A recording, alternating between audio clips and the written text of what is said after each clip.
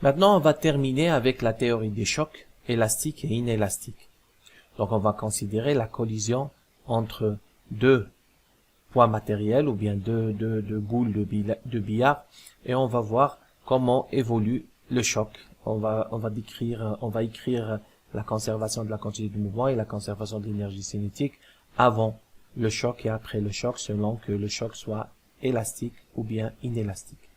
Dans une collision, la quantité de mouvement d'un système isolé est conservée. Donc, mais celle de chaque particule varie. Donc, quand on a par exemple deux particules qui entrent en choc, donc avant choc, les deux particules ayant chacune sa vitesse. Après le choc, donc les deux particules aussi, chacune ayant sa propre vitesse, mais la quantité de mouvement globale est conservée avant choc et après choc. Donc, théoriquement, si on prend la quantité de mouvement après choc, on va trouver qu'elle est égale à la quantité de mouvement avant choc. Alors, considérons une de ces particules, une seule particule, donc je vais calculer sa variation de quantité de mouvement delta P. Donc, delta P est égal à l'intégrale de dP avant choc et après choc, donc est égal à dP dt fois dt, donc après choc moins avant choc, donc c'est égal à l'intégrale de f dt durant l'instant du choc.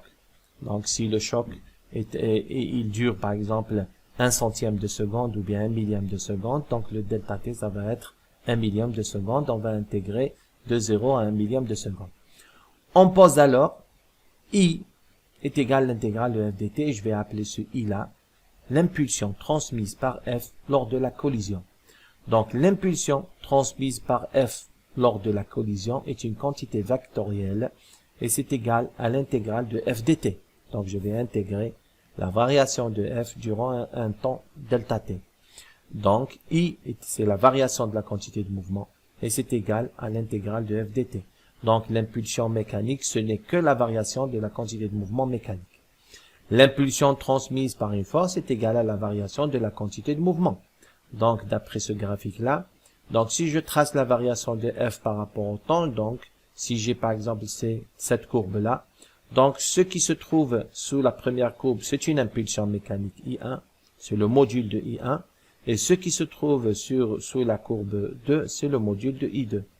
Donc si I1 égale à I2, alors les aires sous les courbes sont égales. Donc si j'ai la même surface ici, donc les impulsions sont égales. Dans le cas contraire, les impulsions sont différentes. Donc rappelez-vous, l'impulsion c'est une variation. Donc c'est l'intégrale de f dt. Alors, maintenant on va définir les chocs élastiques et inélastiques. Donc on suppose que lors du choc, les forces impulsives sont dominantes. Ça veut dire c'est les seules forces présentes, c'est les forces impulsives, qu'il n'y a pas d'autres forces dans le choc. Donc on va considérer le choc entre deux masses M1 et M2, donc la masse bleue et la masse rouge, donc chacune ayant deux vitesses différentes avant le choc. Après choc, les deux masses auront deux vitesses différentes, chacune sa vitesse qui est différente de l'autre.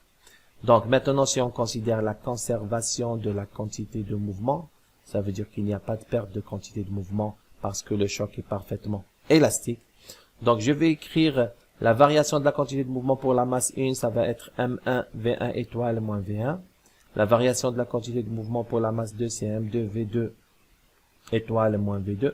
Comme la variation de la quantité de mouvement globale est nulle, donc si vous voulez la quantité de mouvement après moins la quantité de mouvement avant égale à 0, donc il suffit, ça inclut que delta P1 plus delta P2 égale 0, implique que M1 V1 plus M2 V2 est égal à M1 V1 étoile plus M2 V2 étoile. Dans un choc élastique, la quantité de mouvement est conservée, ainsi que l'énergie cinétique. Donc là, je peux écrire la même chose pour l'énergie cinétique. Donc 1 demi de M1 V1 au carré, l'énergie cinétique de la masse 1, plus 1 demi de M2 V2 au carré, l'énergie cinétique de la masse 2, ça c'est avant le choc, est égal à 1 demi de M1 V1 étoile au carré, l'énergie cinétique de la masse 2, 1 après le choc, plus 1 demi de M2 V2 étoile au carré, qui est l'énergie cinétique de la masse 2 après le choc. Donc, remarque, dans un choc inélastique maintenant, la quantité de mouvement est conservée, mais l'énergie cinétique ne l'est pas. Donc, dans un choc inélastique, la quantité de mouvement, elle est toujours conservée. Ce qui n'est pas conservé par contre, c'est l'énergie cinétique. Donc l'énergie cinétique, elle diminue. Si on suppose qu'il y a ici que les forces impulsives, en plus des forces impulsives, nous avons dans le choc d'autres forces telles que les forces de frottement. Donc ces forces de frottement-là, ils vont produire un travail non conservateur et ce travail-là, il va être pris dans l'énergie cinétique de l'ensemble. Donc l'énergie cinétique va diminuer. Donc rappelez-vous, choc élastique, quantité de mouvement conservée, énergie cinétique conservée. Choc inélastique, quantité de mouvement conservée, énergie cinétique non conservée. Alors ce qui nous amène à terminer avec à citer trois types de collisions. Donc la collision élastique, bien sûr, la quantité de mouvement est conservée, l'énergie cinétique est conservée. La collision inélastique, quantité de mouvement conservée, mais l'énergie cinétique non conservée. Par exemple, une partie de l'énergie cinétique peut être utilisée par le système pour passer d'un état d'énergie à un autre supérieur. Donc, par exemple, le cas des chocs entre atomes, où une partie de l'énergie cinétique est récupérée par les électrons pour passer d'un état d'énergie à un état d'énergie supérieur. Alors, les collisions parfaitement inélastiques, c'est la quantité de mouvement est conservée, toujours l'énergie cinétique non conservée. Par exemple ici, lorsque la collision est parfaitement inélastique, nous avons la fusion. Nous avons une fusion entre les deux masses. Donc les deux masses ou les deux corps s'accouplent, donc ils deviennent un seul corps et restent liés. Par exemple, l'exemple de la fusion nucléaire, nous avons deux atomes qui fusionnent pour donner un seul atome, ou bien vous avez la collision frontale entre deux véhicules. Donc quand deux véhicules entrent de plein fouet en face à face, donc le choc lie les deux véhicules pour constituer un seul corps. Et la collision est dite une collision inélastique.